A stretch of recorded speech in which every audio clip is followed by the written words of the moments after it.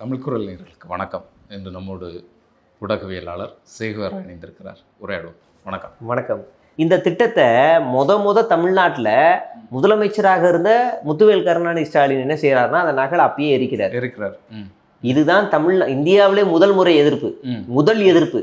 அப்படிதான் எரிப்போம், உன்னால என்ன பண்ண முடியும் பண்ணிக்க. அதுக்கப்புறம் கேரளா எதிர்க்குது. அப்புறம் தமிழ்நாட்டில் இருக்க கூட்டணி கட்சிகள் எல்லாருமே, அப்போதைய கூட்டணி கட்சிகளாக இருந்தவர்கள் எல்லாருமே எதிர்க்கிறாங்க. அதுக்கப்புறமா தான் அது தீயா பரவுது. விஜய் என்ன செஞ்சு கிழிச்சார்? அடுத்த லாஸ்ட் பாயிண்ட், டீலிமிட்டேஷனுக்கு விஜய் என்ன செஞ்சார்? லெட்டர் எழுதினாருன்னு வச்சுக்கலாம், அவ்வளோதான். அதை தாண்டி என்ன செஞ்சாருன்னு எதுவுமே இல்லை. நீ இப்போ இங்கே அனைத்து கட்சி கூட்டம் கூட்டி என்ன செய்ய போறீங்க? நீங்கள் போய் அங்கே போய் உங்கள் ஃபோர்ஸில் யார் வருவா? காங்கிரஸில் ஒரு 9 பேர் இருக்காங்க, விசிகாவில் 2, சிபிஎம் சிபிஐ போகலன்னு நினைக்கிறேன். அப்படிதான் வெளிப்படையா அவங்க தெரிவிச்ச மாதிரி இல்லையே, அறிக்கை வெளியிட்ட மாதிரி பெரிய இதுவும் இல்லை, எந்த ஒரு இதுவும் இல்லை. பேசணும். இப்போ தேனியில போராட்டத்தில் இருக்கிறார், விவசாயிகளுடைய போராட்டத்தில் இருக்கிறாரு. இங்கே இல்லை, பிரதிநிதியாக அவர் தான் போயிருக்கணும், அவரும் போகலை. அப்போ அடுத்து தேமுதிக அறிவிச்சிட்டாங்க நாங்கள் கலந்துக்கலன்னு. மக்கள் நீதி மையம் ஒன்று இருக்குது, அவங்களும் போகலை. அப்போ இங்கே யார் தான் போயிருக்கா? இவங்க பாமகவும் போகலை, அதிமுகவும் போகலை, திமுகவும் போகலை. அப்போ அதிகமாக மொத்தமாக பாராளுமன்ற நாடாளுமன்ற இருக்கிற எல்லா எம்பிகளோடு சேர்த்தா வெறும் 20 கீழே இருக்கிற எண்ணிக்கையில் தான் இந்த எம்பி கூட்டமே நடக்குது. இந்த கூட்டத்துக்கு இவ்வளோ பகுமானம், இவ்வளோ பில்டப்பு. இப்போ இந்த 10 பேர் சேர்ந்து என்ன முடிவு எடுக்க போகிறாங்கன்னு தெரியல. இல்லை, முடிவு எடுக்கிறது வேற இருக்கட்டுமே. ஆனால் இவ்வளோ நாளாக இங்கே இருக்கக்கூடிய அத்தனை கட்சிகளும், அவங்களுடைய கூட்டணி கட்சிகள் உட்பட நீங்கள் அனைத்து கட்சி கூட்டத்தை போடுங்கன்னு சொல்லிட்டு இருந்தாங்க. ஏன்னா மேகதாட்டு விஷயத்தில் கர்நாடகா மிகப்பெரிய வேலை செஞ்சிட்ருக்கு. அதிரடியாக அதை கட்டுறதுக்கு அது மிகப்பெரிய ஒரு அரசியல், அதை பின்னால் வச்சு பார்த்தாலும் பெரிய அளவுக்கு வேலை செஞ்சிட்ருக்கு. மத்திய அமைச்சர்களை பார்க்குறதுலேருந்து மேகதாட்டு அணை கட்டுறதுக்கு நிர்மலா சீதாராமன் அவர்களை பார்த்து நீங்கள் பொருளாதார உதவி செய்யணும் அப்படின்னு கேட்குறதுலேருந்து, அங்கே இருக்கக்கூடிய ஜல்ஜீவன் அமைச்சர் இதுக்கு எந்த விதமான தடையும் இல்லை, தமிழ்நாட்டையும் பாண்டிச்சேரிட்டையும் அனுமதி வாங்க வேண்டிய அவசியமே கிடையாது அப்படிங்கிறத சொல்கிறது உட்பட இவ்வளோ பெரிய வேலைகளை கர்நாடகா செஞ்சுட்டு இருக்கும்போது தமிழகத்திட்டேருந்து ஒரு மூச்சு கூட வரலையே. ஆமாம். இப்போ நான் அவர் என்ன சொல்கிறாருன்னா, நான் கர்நாடகா சிஎம் போய் பார்க்க போகிறேன். ஏன் பார்க்க போறீங்கன்னு எதிர்கட்சி தலைவர் கேட்குறாரு. பார்க்க போறீங்களா, பார்க்கலான்னு ஒரு தகவலா? உங்க அமைச்சரே சொல்றாரு எதுவுமே இல்லை அப்படின்னும் போது முதலமைச்சர் சொல்றாரு, அண்டை நாடு பிரச்சனையே உட்காந்து பேசினா தீந்துருது. அப்படி எந்த பிரச்சனை எனக்கு தீர்ந்துச்சுன்னு எனக்கு தெரியல. உட்காந்து பேசி 2 நாடு பிரச்சனை தீர்ந்ததா எனக்கு என்ன தீர்ந்துச்சுன்னு யோசிச்சுக்கிட்டே இருக்கு. இன்னைக்கு வரைக்கும் எந்த நாடும் அப்படி தீர்ந்த மாதிரி எனக்கு தெரியல. ஒரு தத்துவம், அவர் தத்துவத்தை பேசிட்டு உக்ரைன் ரஷ்யா இன்னைக்கு வரைக்கும் உட்காந்து பேசிக்கிட்டே தான் இருக்காங்களே தவிர முடிஞ்ச பாடல. சிரியா பாலஸ்டைன் இப்போ வரைக்கும் முடியல, இஸ்ரேல் கலவரம் இப்போ வரைக்கும் முடியல. ஏன் பாகிஸ்தானும் இந்தியாவும் முடியல, பாகிஸ்தானும் இந்தியாவும் சைனாவும் முடியலை, இலங்கையும் தமிழ்நாடும் முடியலை. எந்த பிரச்சனை முடிஞ்சிருக்குன்னு தெரியல. இவர் நான் அதனால் நானே போகலான்னு இருந்தேன், அதனால் அவமானங்களை தான் நான் தாங்கிப்பேன். சார், நீங்கள் தனிநபர் கிடையாது, முதலமைச்சருங்கிறவர் தனிநபர் கிடையாது. உங்களை ஓட்டு போட்டு தேர்வு செஞ்சு உங்களை முதலமைச்சர் ஆக்கியிருக்காங்கல்ல, நீங்கள் மக்கள். அப்போ உங்களுக்கு அசிங்கம்னா அது உங்கள் அசிங்கம் கிடையாது, தமிழ்நாட்டு அசிங்கம். நீங்கள் தலையை குனியாமல் இருங்க. அது ஆட்சி முடிஞ்சதுக்கப்புறம் பண்ணுங்கள், இல்லை அதுக்கு முன்னாடி பண்ணிக்கோங்க. இப்போ நீங்கள் மக்கள் பிரதிநிதி, மக்களுடைய சேவகர், வேலைக்காரர், அவ்வளோதான். நீங்கள் போய் அங்கே போய் தலையை குனிஞ்சிட்டு வருவீங்கன்னா இப்போ நாங்கள் எதுக்கு இருக்கோம்? நாங்கள் எதுக்கு உங்களை ஓட்டு போட்டு தேர்ந்தெடுத்தோம்?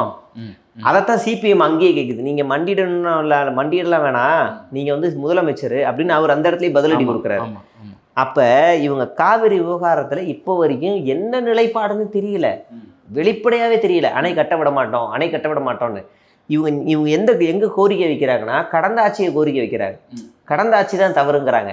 கடந்த ஆட்சி 1969 அப்படி ஒரு துறையே இல்லை. 69ல் 1969ல் இவர் விஜய் சொன்ன ஒரு துறையே கிடையாது, பொய். 2021 தான் முத்துவேல் கருணாநிதி ஸ்டாலின் அப்படி ஒரு துறையை உருவாக்குனாரு. இவர் 1969ல் அப்படி ஒரு துறை அமைச்சர் அப்படி பேசினாருன்னு இவர் பொய் சொல்லிட்டு இருக்காரு. தந்தையார் தான் அன்னைக்கு அமைச்சர். அதை நம்ம அந்த மாதிரி ஒரு துறையே கிடையாது அந்த நேரத்தில். அந்த நீர்வளத்துக்கு அந்த மாதிரி ஒரு துறையே கிடையாது. இவர் பொய் சொல்லிருக்காரு. அதை ஜெயசிடி பிரபாகர் ரசிக்கிறார் பொய்யை. நீங்கள் நெட்டில் வேணால் சர்ச் பண்ணி பாருங்கள், 1969ல் அப்படி ஒரு துறை இருந்ததா அப்படின்னு பாருங்கள். இப்போ இதில் என்னன்னா, இவங்க ஒரு ஸ்டாண்டே சொல்லலை, அணையை கட்ட விட மாட்டோம், திமுகங்கிறாங்க. திமுக இருக்கும்போது அங்கே ஒரு செங்கலை கூட எடுத்து வைக்க விடலை, போராடிக்கிட்டே இருந்துச்சு. தண்ணி போன வருஷம் வரைக்கும் அந்த தண்ணி இந்த வருஷம் ஏன் வரலன்னு கேள்வி. இப்போ ஆட்சி அதிகாரம் யார்கிட்ட இருக்குது? இப்போ நீங்கள் திமுக குறை சொல்கிறீங்கன்னா போன வருஷம் தண்ணி வராமல் இருந்துச்சுன்னா ஓகே, போன வருஷமும் வரல இந்த வருஷமும் வரல, அவங்க போன வருஷம் நல்லா பண்ணிருக்கணும்னு கேட்டிருக்கலாம். போன வருஷம் வந்த தண்ணி ஏன் இப்போ வரல? அதுக்கு பதில் இல்லை. இப்போ டீலிமிட்டேஷனை எப்போ எதிர்க்கணும்? எனக்கு தெரிஞ்சு மே மாதமே எதிர்த்துருக்கணும். மே மாதத்துலேருந்து இப்போ வரைக்கும் தூங்கிட்டு இருந்துட்டு இன்னைக்கு அனைத்து கட்சி கூட்டம் எதுக்கு? இல்லை, இந்த ஸ்டண்டினுடைய பின்னணி என்ன? இங்கே ஏதாவது விஷயத்தை மடைமாற்றுறதுக்கு இந்த வேலையை செய்கிறாங்களா? எல்லாமே இப்போ சட்டமன்றத்துக்குள்ளே பல்பு அடி வாங்கியாச்சு. எல்லா பட்ஜெட்டில் போதிய அளவில் நலத்திட்டங்கள் எதுவுமே இல்லை. தேர்தல் வாக்குறுதியில் நான் ஆட்சிக்கு வந்து அடுத்த நிமிஷமேனு பஞ்சு டைலாக் பேசினவர் ஒரு வாக்குறுதியை கூட இப்போ வரைக்கும் நிறைவேற்றலை. குறிப்பாக சொன்ன தேர்தல் வாக்குறுதி மட்டும் இல்லை, மக்களுக்கு தேவையான ஒரு நலத்திட்டங்கள் கூட இப்போ வரைக்கும் வந்து சேரவே இல்லை. ஒரு நலத்திட்டங்கள் கூட வந்து சேரலை. அப்படி இருக்கும்போது நம்ம மேலே நிறைய அடி விழுந்துருச்சு. ஆனால் பரவலாக அங்கங்கே பண்ணிட்டு இருக்காங்களே. இப்போ மணமகன் சீரா என்ன அது கட்சி சார்பாக பண்ணுறது. அப்படியா? அரசு சார்பாக இன்னும் பண்ணலை. இல்லை இல்லை, இந்த திருமணம் ஆகுறவங்களுக்கு இது தங்க காயின் கொடுக்குறது அது என்ன? அதுதான், அது விஜய் கட்சி சார்பாக பண்ணுறது. இப்போ நேற்று தான் நிதியை ஒதுக்கியிருக்காங்க. முந்தா நேற்று தான் நிதியை ஒதுக்கியிருக்காங்க. கல்யாணமாகிற பெண்களுக்கு 8 கிராம் தங்கமும் பட்டுப்புடவையும் தருவோன்றது இப்போதான் நிதி பட்ஜெட்ல இப்போதான் ஒதுக்கி இருக்கிறாங்க. இது வரைக்கும் ஒதுக்க கிடையாது. அது போல குழந்தைகளுக்கும் அது தனி கதை, நான் அது பின்னாடி வரேன். அப்ப எந்த திட்டமும் இப்போ வரைக்கும் போய் மக்கள்கிட்ட இலவச திட்டங்கள் சேரல. நீங்க ஸ்டாலின் ஆட்சியில பொறுப்பே இருக்கும்போது இலவச பேருந்து திட்டம் அன்னைக்கே அறிவிச்சாரு. முதல் கையெழுத்துல ஆவினுக்கு 5 ரூபா குறைக்கிறாரு, பெட்ரோலுக்கு 5 ரூபா குறைக்கிறாரு. அடுத்த நாள் இன்னொரு திட்டம் வருது, திருநங்கைகளுக்கும் பேருந்துகளில் இலவசம்னு அடுத்த நாளே அந்த அறிவிப்பும் வருது. இப்படி நேரடியாக பயனடையக்கூடிய திட்டங்களை இப்போ வரைக்கும் விஜயால் எதுவுமே செய்ய முடியல. நீங்கள் அடுத்த நாள் பஸ்ஸுக்கு எல்லாத்துக்கும் கொடுத்துருக்கணும்ல, எல்லா பஸ்ஸுலையும் பெண்களுக்கு இலவசம்னு சொல்லியிருக்கணும்ல. இன்னைக்கு விடியல் பேருந்துகளோட எண்ணிக்கை குறைஞ்சு போச்சு. விடியல் பேருந்தையும் காணும், வெறும் மகளிர் பயணம்னு ஓடிக்கிட்டு இருக்கு. அந்த திட்டத்தையும் காணும். அப்போ இந்த பட்ஜெட்ல நம்ம மேலே அடி விழுந்துருச்சு. ஈபி பிரச்சனை அது சொல்லி மாட்டிக்கிட்டோம், அதை செய்ய முடியுமா அப்படின்னு சொல்லி அதிகாரிகள் சொல்லிட்டாங்க. சார் நீங்கள் சொல்லிட்டீங்கன்னா அரசு கஜானா காலி ஆயிரும், திவாலாயிரும். இந்த அரசு திவாலாயிரும். நீங்கள் சொல்கிறதெல்லாம் இஷ்டத்துக்கு நீங்கள் என்ன வேணாலும் சொல்லிட்டு வந்துருவீங்க, உங்கள் கவர்ச்சிக்காக நீங்கள் சொல்லிட்டு வந்துருக்கீங்க. இதெல்லாம் செய்ய முடியாது. செஞ்சால் திவாலாயிரும். திவாலாயிருச்சுன்னா கவர்னர் ஆட்சி வந்துடும். இல்லை, இப்போவே வந்து எல்லா இதுக்குமே நிதி வந்து குறைவாக ஒதுக்குறாங்க. குறிப்பாக பள்ளிக்கல்விக்கு வந்து நிதி குறைவாக ஒதுக்கிட்டு அவங்க என்ன சொல்கிறாங்கன்னா கடந்த ஆட்சியில் அதிகமாக ஒதுக்கிட்டாங்க அப்படின்னு சொல்லி பழி போடுறாங்க. கல்விக்கு தான் ஒரு மாநிலம் அதிகமாக ஒதுக்கணும். ஆமாம், கல்விக்கு தான் ஒதுக்கணும். ஆனால் இந்த அரசாங்கம் வித்தியாசமாக டாஸ்மாக்கு ஒதுக்குது. டாஸ்மாக்கு வித்தியாசமான சேவைகள்லாம் செய்யுது. நீங்கள் இப்படி தொடர்ச்சியாக வருது. ஈபி பிரச்சனை வருது. ஈபியில் 3.5 லட்சம் பேருக்கு மின் கட்டணம் அதிகமாக இருக்குன்னு அரசாங்கமே சொல்லுது. 3.5 லட்சத்துக்கும் மேலே போயிருச்சு. ஆனால் அதை இப்போ வரைக்கும் வெளிப்படையாக சொல்லலை. இனிமேல் இப்போ இடைத்தேர்தல் வச்சா 4 தொகுதியில் தாவேகா தோத்துரும் அப்படின்ற ஒரு உளவுத்துறை ரிப்போர்ட்டும் போயிடுச்சு. அப்போ என்ன செய்கிறது? அப்படின்னா பாஜகவை எதிர்த்தாதான் நாம் வந்து இங்கே சஸ்டெயின் ஆக முடியும். அப்போ பாஜக எதிர்ப்பு நாடகத்தை மறுபடியும் ஸ்டார்ட் பண்ண வேண்டியதுதான் அப்படின்றது தான் இந்த அனைத்து கட்சி கூட்டம் எல்லாம். ஆனால் அவங்க வாயிலேருந்து இன்னும் வரலையே. எது? பாஜகவை நாங்கள் கடுமையாக எதிர்க்கிறோம். அது வராது. அவங்க விஜயோட ஸ்ட்ராட்டஜி என்னன்னா, பாஜகவையும் பகச்சக்கூடாது, காங்கிரஸையும் பகச்சக்கூடாது. அவர் வந்து ஒரு ஜெகன்மோகன் ரெட்டி மாதிரி அப்படியே சாஃப்டான ஒரு கார்னர் போவார். பாஜகவை எப்பெல்லாம் எதிர்க்கணும்னு ஒரு அவசியம் வருதோ அப்பெல்லாம் கூட்டணி கட்சியில் இருக்க சண்முகமோ இல்லை திருமாவளவனோ இல்லை காங்கிரஸோ அவங்க குரல் கொடுப்பாங்க. நீங்கள் நல்லா நோட் பண்ணி பாருங்க. இது வரைக்கும் பாஜகவை எதிர்த்து பேச வேண்டிய இடத்துல மாநில அரசாங்கம் சார்பாக இந்த 3 பேர் பேசுவாங்க. அப்படிதான் பேசுவாங்க. அதில் சிபிஎம் கொஞ்சம் வித்தியாசமாக தாவேகாவையும் அடிக்கும், இங்கேயும் அடிக்கும். அது போல் திருமாவளவன் வந்து இப்போ என்னன்னா தாவேகாவை அடிக்கவே மாட்டார். முழுக்க அப்படியே அவர் வேறையாக மாறிட்டார். அது வேறையாக இருக்குது இப்போது. அப்போ இந்த முற்போக்கு முகம் தேவைப்படுது தாவேகாவுக்கு. அதனால தான் இப்போ திடீர்னு டீலிமிட்டேஷன் ஒன்று கொண்டு வர. இவர் தான் முதல்ல கையெழுத்து, சர்வே கையெழுத்தில் இவர் தான் முத கையெழுத்து போட்டு வீடியோ போட்டவர் விஜய் தான். மக்கள் தொகையில் நான் என்னுடைய தகவலை பதிவு செஞ்சுட்டேன், நீங்களும் பதிவு செஞ்சிருங்கன்னு முத வீடியோ போட்டவர் இன்னைக்கு டீலிமிட்டேஷனை எதிர்க்கிறார். இப்போ இந்த கூத்தை எங்கே போய் நம்ம சொல்லுவோம்? அப்போ இந்த பிரச்சனை இருக்குது. இன்னொன்று டாஸ்மாக் பிரச்சனையில் இது வரைக்கும் அரசு மருத்துவமனைகளில் போதிய மருத்துவர்கள் இல்லை, போதிய ட்ரீட்மெண்ட் இல்லை, போதிய அணுகுமுறை இல்லைன்னு அவ்வளோ பிரச்சனைகள். தினமும் ஒரு வீடியோ வருது, எல்லாரும் போடுறான். கோவிலில் போனால் அதுக்கு காசு, இது காசு, தேங்காய் உடைக்க 1000 ரூபா அப்படி இப்படின்னு கேட்குறாங்கன்னு சொல்லி ஒரே சண்டை. இன்னொரு பக்கம் ஸ்கூலில் ஏதோ வீடியோ வந்துக்கிட்டே இருக்குது, இங்கே இந்த ஸ்கூல் நிலைமை பாருங்கள், அப்படி பாருங்கள், இப்படி பாருங்கன்னு வீடியோ வந்துக்கிட்டே இருக்குது. இது இப்படி பல வீடியோக்கள் வந்துக்கிட்டு இருக்குது. ரேஷன் கடையில் கூட வீடியோ வருது, சரியாக பொருள் தர மாட்டாங்க அப்படி இப்படின்னு வருது. குறிப்பாக ஈபி இஷ்யூ ஏகப்பட்ட வீடியோ. நேற்றுலேருந்து கரண்ட் இல்லை, ஒரு வாரமாக கரண்ட் இல்லைன்னு.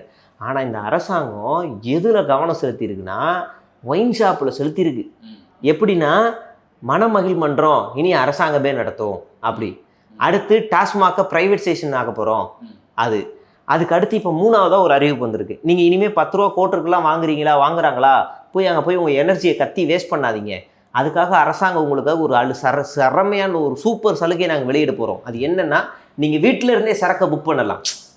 வீட்டில் இருந்து என்ன சரக்கு வேணும்னு என்னென்னு புக் பண்ணிக்கலாம். புக் பண்ணிக்கிட்டீங்கன்னா உங்களுக்கு பில் வந்துடும். அந்த பில்லை போய் அவன்கிட்ட காமிச்சா போதும், உங்கள் சரக்கு எடுத்து வச்சுருவா. நீங்கள் தாராளமாக சந்தோஷமாக குடிக்கலாம். இல்லை, இது ரேபிட்டோ வேற ஏதாவது அது வந்துடும். வந்து சேருமா? அது வந்துடும், இன்னும் கொஞ்ச நாளில் வந்துடும். இந்த அறிவை, இந்த லட்சணமாக இதுவை ஈபி காட்ட வேண்டியதானே. அவன் புலம்புறான்ல, ஒன்றும் கவலைப்படாதீங்க, உங்களுக்கு யூனிட் எவ்வளோ ரீடிங் எப்படி ஆயிருக்குன்னு தெரியலையா, நாங்கள் பிரத்யேகமாக ஒரு ஆப் ரெடி பண்ணியிருக்கோம், அதில் நீங்கள் பார்க்கலாம், உங்கள் காசு வேஸ்ட் ஆகாது, அரசாங்கம் அதுக்கு பொறுப்புன்னு காட்ட வேண்டியது தானே. இல்லை, இதில் ஒரு சந்தேகம் எனக்கு வந்து, இப்போ அரசாங்கமே சொல்லுது பில்லுகள் தாறுமாறாக வந்திருக்கு, அதை நாங்கள் ஆய்வு பண்ணிகிட்ருக்கோம் அப்படிங்கிறத வந்து சொல்லுது. இது இந்த நிதிநிலையை இந்த மாதிரியாக ஏதாவது செய்து அதை ஈடுகட்டுறாங்களா? அது சந்தேகம் இருக்கு. அப்படி அடுத்த சட்டமன்ற கூட்டத்தில் எதிர்கட்சிகள் இந்த கேள்வியை கேட்கணும். இபியில இருந்து மட்டும் எவ்வளவு வருவாய் வந்திருக்கு அரசு, இந்த எதிர்கட்சிகள் 3 கேள்வி வைக்கணும். ஒன்று என்னன்னா, இபியில இருந்து இந்த மாசத்துல மட்டும் எவ்வளவு வருவாய் வந்திருக்கு, எப்படி வருவாய் இவ்வளவு உயர்ந்துச்சு, அதிகமா வருவாய் வந்தவர்களுக்கு திரும்ப கொடுக்கப்பட்டிருக்கா, எதனால வந்திருக்கு, முறைகேடு நடந்திருக்குன்னா வெறும் 5000 கட்டிட்டு இருந்தவங்க 35,000 30,000 40,000 கட்டிட்டு இருக்கான், அவர்களுக்கெல்லாம் அது திரும்ப கொடுக்கப்பட்டிருக்கா, இல்லை அடுத்த நாள் கட் பண்ணாமல் வாங்காமல் விட்டுருக்கீங்களா அப்படின்ற கேள்வியை இபியிலிருந்து மட்டும் பல கேள்விகளை இன்னும் உள்ள ஆய்வு செய்து அதை வைக்கணும். 2வது, மகளிர் விடியல் பேருந்துகளில் இன்னைக்கு எத்தனை பேருந்துகள் இயங்கிக்கிட்டு இருக்கு, விஜய் ஆட்சி வந்ததுக்கு அப்புறம் எத்தனை பேருந்துகள் இயங்குது, விஜய் ஆட்சிக்கு முன்னாடி எத்தனை பேருந்துகள் இயங்கிக்கிட்டு இருக்கு, நம்பர் வாரியாக வாங்கணும். அது ஒரு கேள்வி. அடுத்து, மகளிர் உரிமை தொகைக்கு நிதியை குறைச்சிருக்காங்க அப்படின்னா விஜய் ஆட்சிக்கு வந்ததுக்கு அப்புறமா எத்தனை குடும்பங்களுக்கு போய்கிட்டு இருக்கு, அதுக்கு முன்னாடி எத்தனை போயிட்டு இருக்குன்னு 3 கேள்விகளை கேட்கணும். ஏன்னா 2 மாசமா நாங்க ஆய்வு செஞ்சதுல பல பெண்களுக்கு 1000 ரூபாய் போய் சேரல. 2-3 மாசமா சேரல. பெரம்பூர்ல இருக்கிற ஓட்டேரியில இருக்கிற இந்தியன் ஓவர்சீஸ் பேங்க்குக்கு போனா தினமும் 40-50 பெண்கள் எனக்கு 1000 ரூபா வரலன்னு சொல்லி அங்க சண்டை போடுறத பாக்குறோம். அந்த மேனேஜர் எனக்கு தெரியாதுமா, நீங்க கலெக்டர் ஆஃபீஸ் போங்க, விஓ ஆஃபீஸ் போங்கன்னு அங்கேயும் இங்கே அலைய விடுறாங்க. 1000 ரூபா பல பேருக்கு வரல, பல பெண்களுக்கு வரல. அப்பனா இதெல்லாமே ஏதோ முறைகேடுகள் நடக்குது. அப்ப இது எல்லாம் பார்ட்டி ஃபண்டா போகுதா, இல்ல முறைகேடுகள் நடந்திருக்கா, இல்ல டெக்னிக்கல் ஃபால்ட்டான்னு இந்த தாவேக அரசாம் வெளிப்படையா சொல்லணும். இல்ல, இந்த 1000 ரூபாய்க்கே இவ்வளவு சிக்கலா இருந்தா இந்த 2500 எப்படி கொடுக்க வாய்ப்பே இல்லை, கொடுக்க வாய்ப்பே இல்லை. நீங்க அவ்வளோலாம் போறீங்க. பட்ஜெட்டுக்குள்ளேயே ஒரு குழந்தை பிறந்துச்சுன்னா 1 கிராம் தங்கம் அப்படின்னு முன்னாடி சொன்னார் தேர்தல் வாக்குறுதியில. இப்போ என்ன மாற்றிட்டாங்கன்னா, அரசு மருத்துவமனையில் பிறந்த குழந்தைகளுக்கு மட்டும் 1 கிராம் தங்கம் அப்படிங்கிறாரு. ஒரு வருஷத்துக்கு ஒரு குழந்தை, எத்தனை குழந்தைனா ஒரு 4 லட்சம் குழந்தைகள் கிட்ட பிறக்கிறாங்க. 4லேருந்து 4.5 வரைக்கும் 4 லட்சம்னு வச்சுக்குவோம். இன்னைக்கு தங்கத்தினுடைய விலை வந்து 13,000 ரூபாய் அப்படின்னே வச்சுக்குவோம். 4 லட்சம் × 13,000ன்னு போட்டோம்னா 650 கோடி தேவைப்படுது. அரசு மருத்துவமனையில் பிறக்கக்கூடிய குழந்தைகளுக்கு மட்டும் 650 கோடி போகுது. ஆனால் இவங்க ஒதுக்குனது 460 கோடி, 560 கோடி. அப்போ 100 கோடி மிஸ் ஆகுது. அப்போ அந்த 100 கோடி எப்படி ஈடுன செய்வீங்க? 2வது, இந்த 13,000 ரூபா 1 கிராம் தங்கம் இதே ரேட்லேயே ஒரு வருஷம் இருக்குமா? அது டெய்லி ஏறுற ரேட்டு. பெட்ரோல் விலை கூட ஒரு வருஷமா ஏறாமல் இருக்கு. தங்கம் அப்படி இல்லை, இன்னைக்கு ஏறும், நாளைக்கு ஏறும், நாளைக்கு ஏறும், நாளை கழிச்சு ஏறும், நாளை கழிச்சு ஒரு 2 ரூபா குறைப்பான். அப்படியே ஏறிக்கிட்டே போகும், லைட்டாக இறங்கும், ஏறிக்கிட்டே போகும், இறங்கும். ஆனால் இப்போ நீங்கள் கணக்கு போடுங்க, போன வருஷம் 1 கிராம் தங்கம் 7,000 சில்லறை 8,000 என்னமோ இருந்துச்சு இந்த மாசத்துல. போன வருஷம் இன்னைக்கு கிட்டத்தட்ட 5,000 ரூபா ஏறி இருக்கு, 13,000 ரூபா ஏறி இருக்கு. அப்போ அதே 5,000 ரூபா அடுத்த வருஷம் ஏறுச்சுன்னா அந்த 5,000 இதுல ஈடுன செய்ய முடியுமா? ஈடுகட்ட முடியாது. அப்போ இது மக்களை ஏமாத்துற திட்டம். பல பேருக்கு இந்த 1 கிராம் போய் சேராது. சும்மா கவர்ச்சிக்கு 100 பேருக்கு கொடுத்து போட்டோ எடுத்து ஏமாத்த போறாங்க அப்படிங்கிறது நமக்கு பட்டவர்த்தனமா தெரியுது. அப்படியே திருமணமான பெண்களுக்கு வருவோம். திருமணம்னா ஒரு வருஷத்துக்கு பெண்கள் மட்டும் 4 லட்சம் பெண்கள் திருமணம் ஆகுறாங்க. 4 லட்சம் திருமணங்கள் நடக்குது அப்படின்னா அவங்களுக்கு 8 கிராம் தங்கம், அவங்களுக்கு 8 கிராம் தங்கம் அப்படின்னா இவங்க ஒதுக்கின எண்ணிக்கை வெறும் 800 சில்லற கோடி தான். 837 என்னமோ தான் சம்திங் தான் பார்த்தேன். ஆனா தேவைப்படக்கூடிய கோடிகள் எத்தனைனா 40,000 கோடி. 800 சில்லற எங்க இருக்கு, 40,000 எங்க இருக்கு? அதுல சிலரை மட்டும் தேர்வு பண்ணி கொடுப்பாங்க. ஆமா. அப்போ 8 கிராம் தங்கம்னா 1 லட்சம் ரூபாய் உங்களுக்கு. 8 கிராம் தங்கம்ன்றது 1 லட்ச ரூபா வருது. 1 லட்ச ரூபாய்க்கு ஒரு குடும்பத்துக்கும் 1 லட்சம் ப்ளஸ் பட்டு புடவை. நீங்கள் அதுவும் இதுக்குள்ளே தான் வருது. அப்படின்னா இது ஏமாத்துற திட்டமா இல்லையா? ஏமாத்துற திட்டம் அப்படின்னு நம்மளால் புரிஞ்சுக்க முடியுது. பேருக்கு ஒரு 10-15 பேர் கல்யாணம் நடத்தி நாங்கள் கொடுத்துருவோம்னு ஏமாற்ற போகிறாங்க அப்படிங்கிறது நல்லாவே தெரியுது.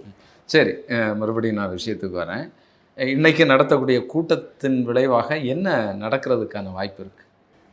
ஒன்றுமே இருக்காது. நீங்கள் நாடாளுமன்றத்தில் போய் தமிழ்நாடு சார்பாக பேசுங்கன்னு சொல்லி அனுப்புவாங்க, அவ்வளவுதான். அதை மீறி அதிகபட்சம் அடுத்த ஸ்டெப்பாக என்ன இருக்குன்னா ஒரு லெட்டர் கொடுக்கணும், அவ்வளோதான். விஜய் பாஜக அரசே உன்னை வன்மையாக கண்டிக்குது தமிழ்நாடு, தமிழக முதலமைச்சராகிய நானும் இந்த திட்டத்தை எதிர்க்கிறேன் அப்படின்னு எங்கேயாவது ஒரு ஸ்டேஜை போட்டு போராட்டம் நடத்துவாரா ஸ்டாலின் மாதிரி அப்படின்னு ஒரு கேள்வி. நடத்த மாட்டார். அப்படி உண்மையிலேயே ரோஷம் இருந்துருந்துச்சுன்னா அவர் எப்பயோ இதை செஞ்சுருக்கணும். Too late. இப்போ நடத்தினாலும் நாங்கள் வரவேற்கிறோம், நல்ல விஷயம் தான். பாஜக எதிர்க்கிற அளவுக்கு கொஞ்சம் முதுகில் நிமிர்ந்துருக்கே அப்படின்னு நம்ம வரவேற்போம். ஆனால் இப்போ இது என்ன நடக்கும்னா எதிர்கட்சிகளை தூண்டி விட்டு நீங்கள் போராட்டம் நடத்துங்க, அவ்வளோதான் நடக்கும். இல்லைன்னா கூட்டணி கட்சிகள் நீங்கள் போய் டெல்லியில் வாய்ஸ் ரைஸ் பண்ணுங்க. ஒரு கூட்டணி கட்சிகள் வெளியில் இந்த கூட்டம் முடிஞ்ச பிறகு என்ன பேசுவாங்க? ஒரு அழுத்தம் இருக்குமா? குறிப்பாக திருமாவளவன் அவர்கள் திமுக இதில் கலந்து கொண்டிருக்க வேண்டும், அவங்க ஏற்கனவே சொல்லிட்டார் பாஜக எதிர்ப்புல திமுக தவேகா ஒன்று சேரணும் அப்படின்னு.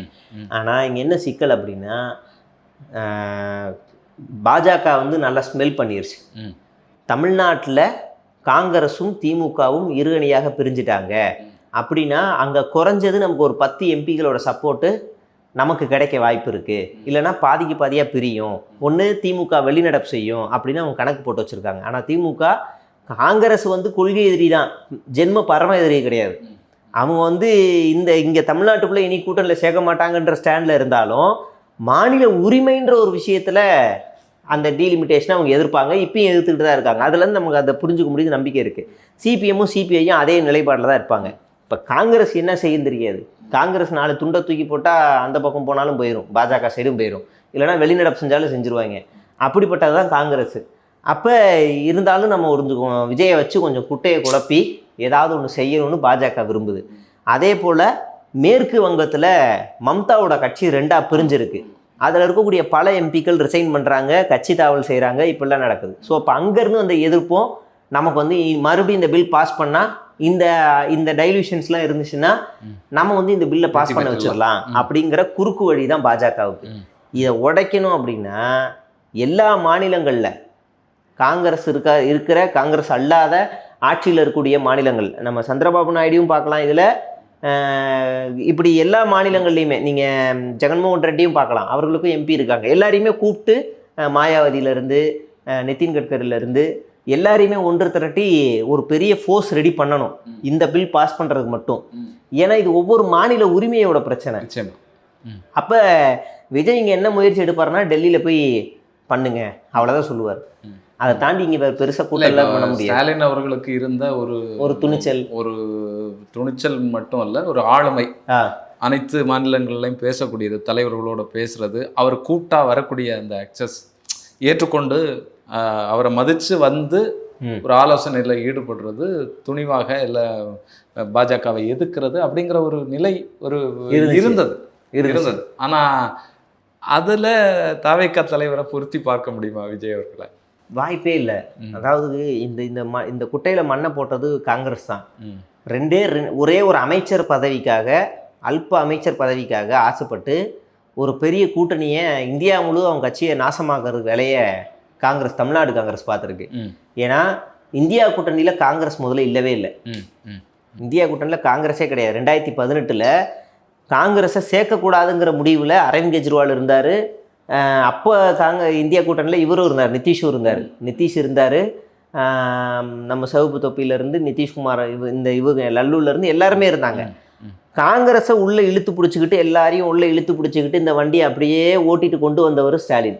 2021 சரி இதை நம்ம கொண்டு போயிடலாம், 2024 வரைக்கும் அதை அப்படியே கொண்டு போனார். இந்த வாட்டி பிரதமர் வேட்பாளர் யாருங்கிறலாம் நம்ம அப்புறம் பின்னாடி அறிவிப்போம். அப்புறம் முதல்ல நம்ம எல்லாரும் ஒன்று சேர்ந்து உள்ளே நம்ம எல்லாருமே தள்ளுவோம், புஷ் பண்ணுவோன்னு எல்லாரையும் ஒன்று சேர்த்து போனார். காங்கிரஸ் உள்ளே வந்ததில் மாயாவதிக்கு மம்தாவுக்கு விருப்பம் கிடையாது, சிபிஎம்முக்கும் விருப்பம் கிடையாது. வேற வழி இல்லாமல் கொள்கையாக போகணுமேன்றதுக்காக மதசார்பற்ற கூட்டணியாக போகணுன்றதுக்காக அக்செப்ட் பண்ணிக்கிறாங்க. அதே போல் பீகாரில் அவங்களுக்கு எதிரியாக இருக்கிறது காங்கிரஸ் தான், வேற வழி இல்லாமல் அங்கேயும் ஒன்று சேர வேண்டியதாகிடுச்சு. உத்தரப்பிரதேஷ்லையும் காங்கிரஸுக்கு வந்து எதிரியாக இருக்கிறது இவர் தான், அகிலேஷ் தான். அப்போ அவரும் வேற வழி இல்லாமல் சேர்க்க வேண்டியதாகிடுச்சு. டெல்லியிலையும் ராஜஸ்தான்லேயும் பஞ்சாப்லேயும் காங்கிரஸுக்கு எதிராக இருக்கிறது அரவிந்த் கெஜ்ரிவால். அப்போ அவங்களையும் வேறு வழி இல்லாமல் வேறு ஒன்று சேர்க்கணும்னு சொல்லி இவர் ஸ்டாலின் தான் எல்லாரையும் ஒன்று சேர்த்து இந்த வண்டியை கொண்டு போனார். அல்ப அமைச்சர் பதவிக்காக இப்போ இது எல்லாத்தையுமே சிதைய விட்டு தனித்தனியாக இருக்காங்க. இப்போ இந்த கூட்டணியில் மறுபடியும் ஒன்று சேர்க்கணும்னா 3வது அணி உருவாகிறதுக்கு வாய்ப்புகள் அதிகமாக இருக்குது. 3வது அணி எப்படி உருவாகும்னா காங்கிரஸ் பாஜக இல்லாத மாநிலங்கள், அந்த மாநிலங்களில் இருக்கக்கூடிய முதலமைச்சர்களை ஒன்று திரட்டுறது, அதில் சிபிஎம் சிபிஐ கூட ஒன்று திரட்டுவாங்க. அப்படி இருக்கக்கூடிய கட்சிகளை மாயாவதி, நிதின், அப்புறம் சந்திரபாபு நாயுடு, இப்படி தேஜஸ்வி எல்லாருமே உள்ள வருவாங்க. சரத்பவார்ல இருந்து அப்படி எல்லாருமே ஒன்று சேர்க்கலாம். இப்படி ஒரு அணியை ஃபார்ம் பண்ணாங்கன்னா இது காங்கிரஸுக்கும் பெரிய அடியா விழும். நீ பார்த்துக்கலாம், முன்னாடி பார்த்துக்கலாம். இதில் காக்ரோச் ஜனதா பார்ட்டி வந்துச்சுன்னா முடிஞ்சிருச்சு, எல்லாமே முடிஞ்சிருச்சு. ஆமாம், அவங்க ஒரு பெரிய சக்தியாக வராங்க. அவங்க மனசு வச்சு இந்தியா கூட்டணிக்குள்ளே வந்தாங்க அப்படின்னா, ஏன்னா இந்தியா சிஜேபியோட ப்ரொட்டஸ்ட்ல காங்கிரஸ் ஆதரவு கொடுத்துச்சோ இல்லையோ, இந்த கட்சிகள் எல்லாமே ஆதரவு கொடுத்தாங்க, கூடவே இருந்தாங்க. ஸோ அப்போ அந்த டீம் 3வது அணி உருவாச்சுன்னா இங்கே விஜய்க்கும் ஆப்பு, மோடிக்கும் ஆப்பு, காங்கிரஸுக்கும் ஆப்பு. அப்போ அந்த ஆப்பு வர்றதுக்கு வாய்ப்பு அதிகமாக இருக்குது. நிச்சயமாக இன்னைக்கு நடக்கக்கூடிய கூட்டத்தில் என்னென்ன விஷயங்கள் பேசுகிறாங்க அப்படிங்கிறத நம்ம தொடர்ந்து பார்ப்போம், தொடர்ந்து பேசுவோம். உங்களுடைய நேரத்திற்கும் கருத்திற்கும் நன்றி.